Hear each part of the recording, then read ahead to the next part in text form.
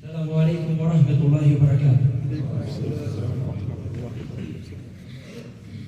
Allahu Akbar, Allahu Akbar. Allahu Akbar, Allahu Akbar.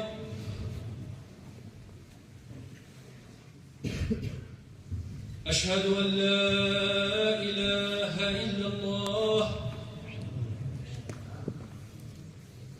أشهد أن لا إله إلا الله. أشهد أن محمدا رسول الله. أشهد أن محمدا رسول الله. حي على الصلاة. حي على الصلاة. حي على الفلاح. حي على الفلاح. الله أكبر، الله أكبر. لا إله إلا الله.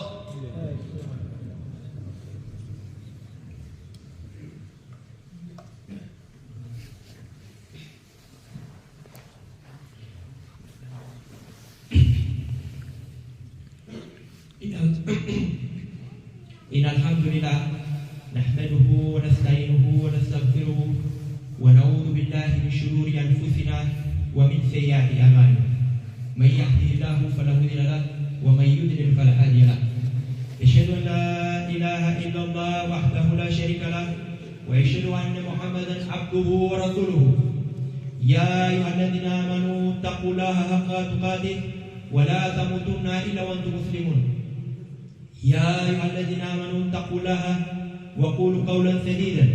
أما بعد فإن أصدق الحديث كلام الله وخير الهدي هدي محمد صلى الله عليه وسلم وشر الأمور محدثاتها وكل محدثة بدعة وكل بدعة ضلالة وكل ضلالة في النار. قال الله تعالى في القرآن الحكيم بعد أعوذ بالله السميع العليم من الشيطان الرجيم. بسم الله الرحمن الرحيم. ياسين والقرآن الحكيم إنك لمن المرسلين على صراط مستقيم تنزيل العزيز الرحيم لتنذر قوما ما أنذر آباؤهم فهم غافلون لقد حق القول على أكثرهم فهم لا يؤمنون. صدق الله العظيم. Spunea preamătul în Coranul cel înțelept, Yasin. Și numai Allah știe semnificația acestor două litere. Wal Qur'anil Hakim, pe Coranul cel înțelept. Innaka laminal mursalin, tu, Muhammad, sallallahu alaihi wasallam, ești unul dintre trimiși, ala sirati mustaqim, pe un drum drept. Tanzil al-Azizir Rahim, revelația, pocărârea celui atotputernic milostiv, acesta este Coranul. Nicăieri, dragi frați, nicăieri în Coranul cel nobil nu vom găsi un răspuns mai direct, un răspuns mai exact la două întrebări fundamentale. Ce este Coranul și cine este Muhammad sallallahu alaihi wasallam? Răspunsul cel mai simplu, răspunsul cel mai direct îl găsim în aceste versete din sura Yasin. Nu degeaba unii dintre ulema, unii dintre învățați numesc sura Yasin calbul Coran, inima Coranului. Ce spunea la preanaltul? Despre Coran. Aflând din această sură răspunsul la întrebare, ce este Coranul? Coranul este Qur'anul Hakim, Coran cel înțelept. Într-un alt verset spune Allah în sura Luqman, de exemplu, Alif Lam Mim, tilka ayatul kitabil Hakim, că acestea sunt versetele cărții cele înțelepte. Coranul este deci o carte, o recitare înțeleaptă. Dar nu doar atât, zice Tanzil al-Azizir Rahim. Este o revelație de la Allah, care este al-Aziz al-Rahim. Cine e Muhammad sallallahu alaihi wasallam? Răspunsul e tot în sura Yasin. Innaka la minal mursalin ala siratin mustaqim. Tu, Muhammed sallallahu alaihi wasallam, ești unul dintre trimișii pe un drum drept. Care e scopul Coranului și care e scopul lui Muhammed sallallahu alaihi wasallam? Tot sura Yasin ne spune în primele versete. Litunzira qauman ma unzira abauhum fahum ghafilun. Adică a fost trimis Coranul și a fost trimis Muhammed sallallahu alaihi wasallam. De ce? Pentru a-i preveni pe cei a căror părinți nu au fost preveniți și care ei sunt nepăsători. Adică poporul arab de la acel moment, care era în Jahilia, era în ignoranță. Și nu a venit doar pentru ei, a venit pentru întreaga omenire, și pentru români, și pentru chinezi, și pentru germani, și pentru americani, și pentru toată lumea. Pentru că Rasulullah sallallahu alaihi wasallam este rahmetul lil alamin, iar Coranul cel nobil este zikrul lil alamin, pentru toată lumea.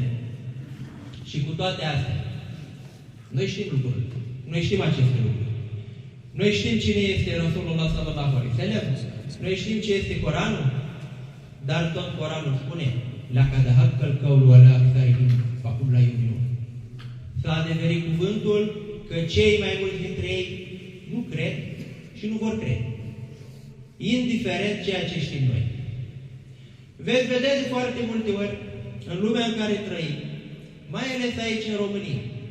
Și mă adresez în primul rând fraților care trăiesc aici în România și care au contacte cu nemusulmani, fie ei creștini sau atei sau de altă natură. Veți întâlni oameni care vor spune că Muhammed sallallahu alaihi wasallam este un mincinos. Veți întâlni oameni care vor spune că Muhammed sallallahu alaihi wasallam a inventat Coranul după mintea lui. Veți întâlni oameni care vor spune că Muhammed sallallahu alaihi wasallam nu a fost un profet, nu a fost un trimis adevărat. Veți întâlni astfel de oameni. Sunt convins că ați întâlnit și sunt convins că veți mai întâlni. Și veți vedea lucrurile astea și pe internet, și în filme, în presă și așa mai departe. Peste tot. Noi, ca musulmani, și ăsta e un subiect foarte important, avem datoria, ba chiar obligația de a ști cum să apărăm imaginea profetului nostru, sallallahu alaihi wasallam. Trebuie să știm cum putem noi să-l apărăm pe Rasulullah sallallahu alaihi wasallam de aceste atacuri. Nu o să rezolvăm nimic dacă ne enervăm. Că dacă ne enervăm atunci și spunem o vorbă urâtă, nu facem decât să-i dovedim celui din fața noastră că nu suntem în stare să gândim cu mintea noastră, să-i spunem o vorbă, un argument împotriva a ceea ce el spune. Eu o să vă spun altceva. Că avem din viața lui Rasulullah sallallahu alaihi wasallam foarte multe exemple de situații care demonstrează prin logică, prin rațiune, așa cum vor ei, că misiunea lui Rasulullah sallallahu alaihi wasallam a fost una autentică, că el a fost trimisul lui Allah, că nu a fost un mincinos, iar Coranul este cuvântul lui Allah, nu cuvântul lui om. Vom lua doar două exemple, doar două situații din viața lui Rasulullah sallallahu alaihi wasallam, pentru a putea să înțelegem cât de logic, cât de clar, pentru toată lumea este și ar trebui să fie în momentul în care studiază viața lui Rasulullah sallallahu alaihi wasallam, că el este trimisul lui Allah. Nu este un mincinos, nu este un nebun și nu este, așa cum au zis oamenii de-a lungul timpului, încă de la tribul Quraish din Mecca, care l-au acuzat de foarte multe lucruri, până în ziua de astăzi. În primul rând, trebuie să ne gândim la următorul lucru.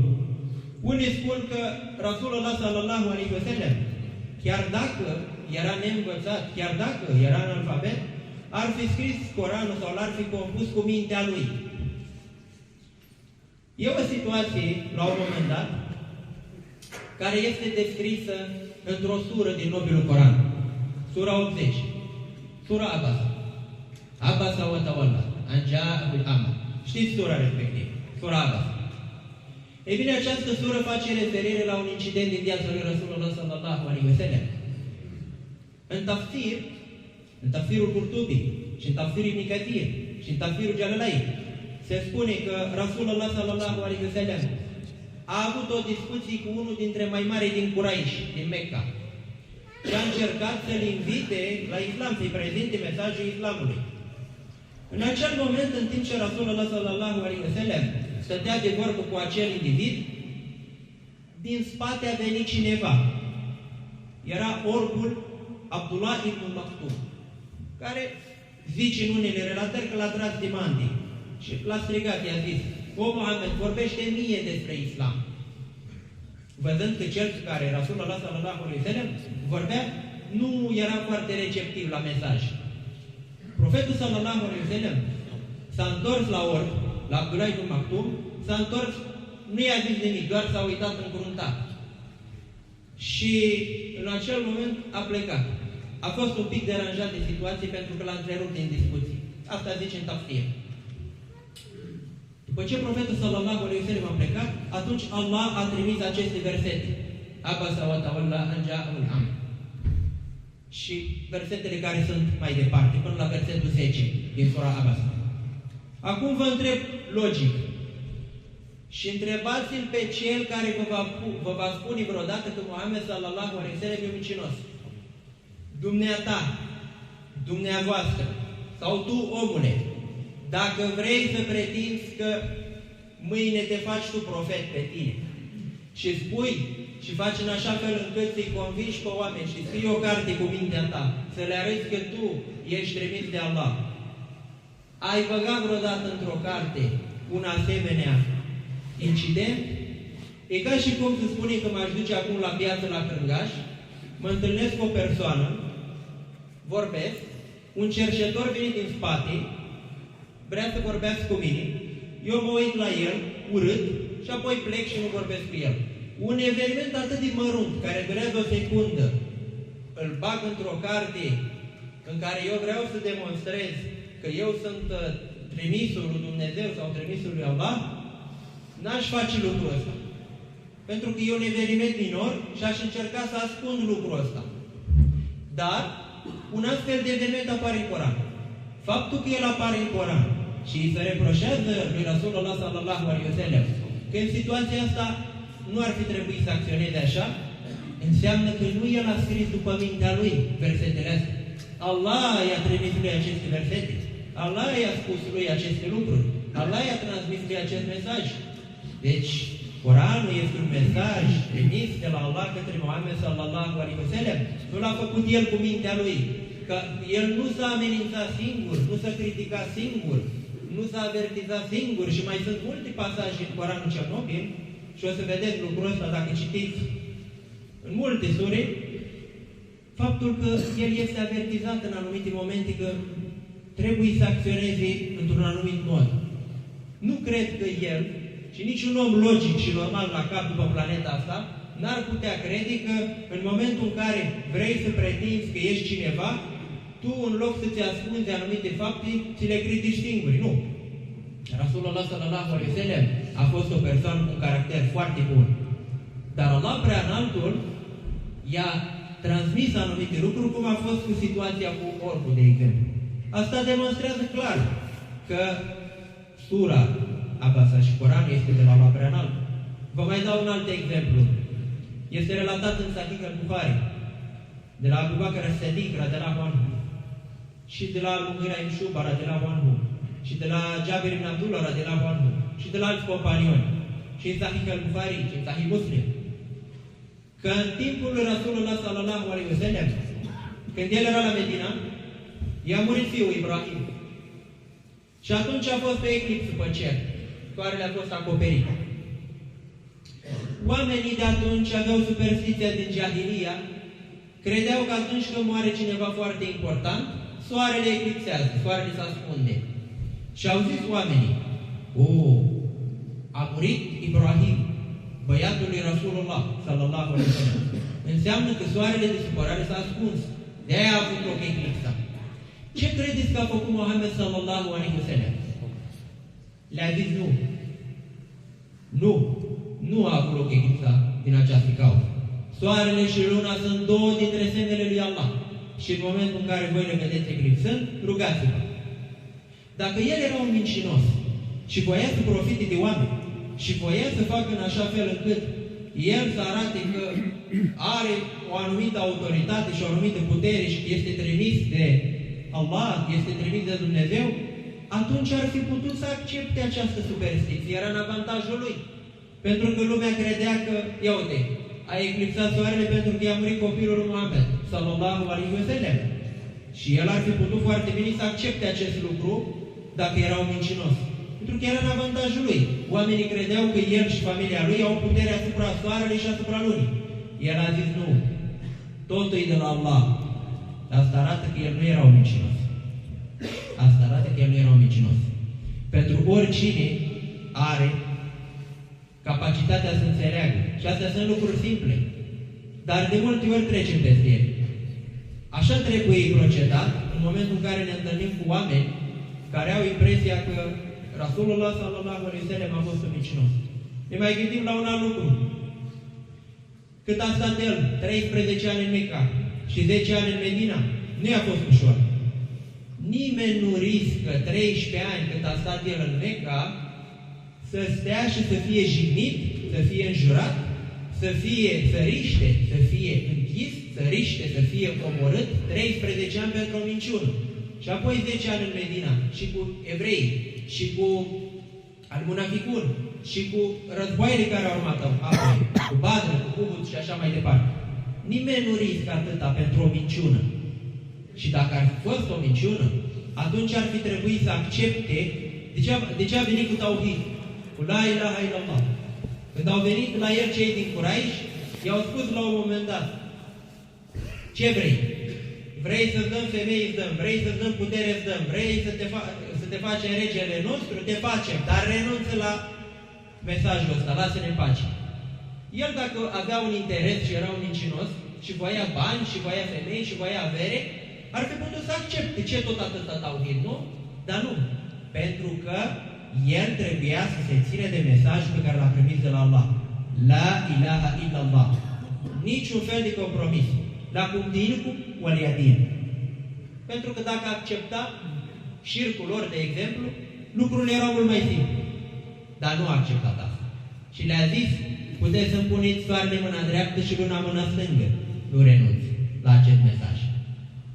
Asta arată că Rasulullah sallallahu alaihi wasallam cu adevărat era trimisul lui Allah și cu adevărat Coranul este cuvântul lui Allah transmis lui Muhammad sallallahu alaihi wasallam.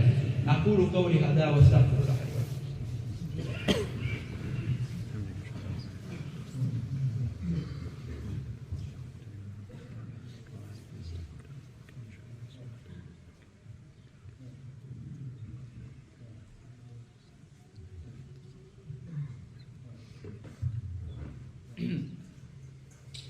الحمد لله رب العالمين أشهد أن لا إله إلا الله وحده لا شريك له وأشهد أن محمدا عبده ورسوله يا أيها الذين آمنوا اتقوا الله وكونوا صادقين أما بعد وقال الله تعالى في القرآن الحكيم بعد أعوذ بالله السميع العليم من الشيطان الرجيم بسم الله الرحمن الرحيم وما صاحبكم بمجنون صدق الله العظيم.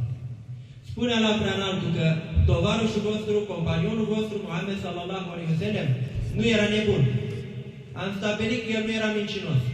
Nu putea fi nebun nici cel, Muhammed sallallahu alaihi wasallam, cel care ne-a dat atâtea sfaturi înțelepte, din atâtea hadisuri pe care le avem de la el, cel care a fost urmat de sute de mii și zeci de mii de oameni în timpul său. Au fost oameni inteligenți în jurul lui.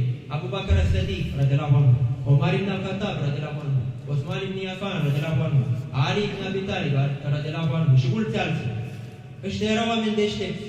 Niciunul din anturajul lui, niciunul dintre apropiații lui nu l-a părăsit pe motiv că ar fi fost nebun. Și acum vine cineva după 2000 de ani, care nu l-a cunoscut niciodată pe Muhammed sallallahu alaihi wasallam și spune că era nebun. Sau spune că era mincinos. Lucru care e total fals. Innaka la minal mursalin ala siratin mustaqim. Sadaqallahu al-azim. Muhammed sallallahu alaihi wasallam rămâne unul dintre trimiși pe un drum drept, indiferent ceea ce am putea noi să spunem. Și eu pot să spun acum că cerul este roșu. Dar oricare dintre voi poate să-mi aducă argumente, să-mi arate foarte clar că cerul este albastru. Deci nu contează ceea ce spun eu. Now, for the brother who cannot understand Romanian, My dear brothers, I started today's khutbah by reciting the first 6 verses of Surah Yasin, which is called by some scholars Qalbul Quran, the heart of the Quran. Nowhere in the Quran is there a clear and more concise answer to the 2 questions. What is the Quran and who is Muhammad? Then in Surah Yasin. Surah Yasin gives us the answer for these 2 questions. What is the Quran and who is Muhammad sallallahu alayhi wa sallam? The Quran is Quran al-Hakim and Tanzil al-Aziz al-Rahim. And Muhammad is sallallahu alayhi wa sallam is one of the messengers on a straight path. The purpose of Muhammad and the Quran that the Almighty Allah sent to him is mentioned in verse number 6. He was sent to come to the Arab people and announce the message of Islam, but not only to them, but to the whole world. We know these things very well. We know that Muhammad sallallahu alaihi wasallam is the messenger of Allah, and we know that the Quran is the word of Allah. Unfortunately, there are people who do not believe these things. As Surah Yasin said, لَقَدْ حَقَّ الْقَوْلُ عَلَىٰ أَكْثَرِهِمْ فَهُمْ لَا يُؤْمِنُونَ. So many people refuse to believe. Many ignorant people attack Islam and say that Prophet Muhammad sallallahu alaihi wasallam was a liar. This is a very important topic. We have a duty to explain to those who make such accusations against us that they are wrong. We have a duty to defend the image of our holy Prophet sallallahu alaihi wasallam. But we must use the word of wisdom to remove darkness and ignorance. We must use logical and rational arguments. I will give you only 2 arguments. In the Quran, there is Surah 18, Surah Abasa, you know, Abasa wa Tawalla. In this surah, the Prophet ﷺ is warned that he did not act correctly in a situation. It is about the blind man Ibn Maktoum. The Prophet ﷺ frowned at him and turned his back. If Muhammad was a liar and invented the Quran, how did he include this incident in his book? Does he criticize himself? It is very clear that Muhammad ﷺ is it is very clear that Allah is the one who is addressing Muhammad here. Also, I will tell you a hadith from Sahih al-Bukhari, narrated by Mughira ibn Shu'bah, that there was a solar eclipse in the time of Allah's Messenger sallallahu alaihi wasallam on the day his son Ibrahim died. The people said, the eclipse of the sun has happened due to the death of Ibrahim. Allah's Messenger sallallahu alaihi wasallam said, the sun and the moon are 2 of Allah's signs. They are not eclipsed due to the death or the life of anyone. So when you see them, supplicate to Allah and offer prayer until the eclipse is over. So when the Prophet's son Ibrahim died, the people of Medina believed that the sun has eclipsed because of his death. This was a Jahiliyyah superstition. If the Prophet Muhammad sallallahu alaihi wasallam was a liar, he would have used this superstition to make people believe that he had power over the universe, the stars, the sun, and the moon. He didn't do that. On the contrary, he said that this idea is false. Thus, it's clear that Muhammad could not be a liar, but he was a very sincere and the messenger of Allah on a straight path. إِنَّكَ لَمِنَ الْمُرْسَلِينَ عَلَى صِرَاطٍ مُسْتَقِيمٍ. So Muhammad sallallahu alaihi wasallam is the messenger of Allah, and the Quran is very clear, the word of Allah.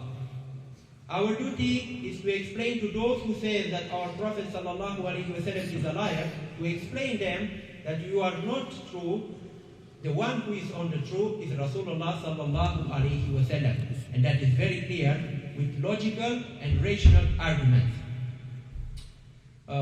Aș vrea să vă amintesc de asemenea, dragi frați, că moscheea este într-o situație în care are nevoie de ajutorul dumneavoastră pentru plata facturii la curent, la electricitate și la gaz.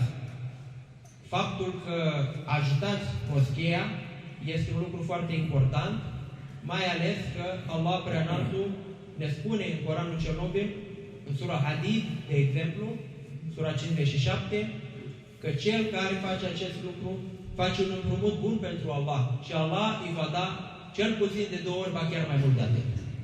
Brothers and sisters, if you want to help for paying the bill of the masjid, electricity and gas, if you will do that, may Allah reward you with good. Jazakallahu khairan. May Allah help us to remain on the straight path, and may Allah help us to be with those who will go in Jannah. إن الله وملائكته يصلون على النبي يا أيها الذين آمنوا صلوا عليه وسلموا تسليما اللهم صل على محمد وعلى آل محمد كما صليت على إبراهيم وعلى آل إبراهيم إنك حميد مجيد اللهم بارك على محمد وعلى آل محمد كما باركت على إبراهيم وعلى آل إبراهيم إنك حميد مجيد. Also, my brothers, I want to tell you, after Salatul Jummah, inshallah, we will make a funeral prayer for a sister, Subhaya, and also we'll make funeral prayer in absence for all the martyrs in Palestine, in Palestine. May Allah reward all the people who died in Palestine, in Palestine, reward them, and may Allah help them to go in Jannah.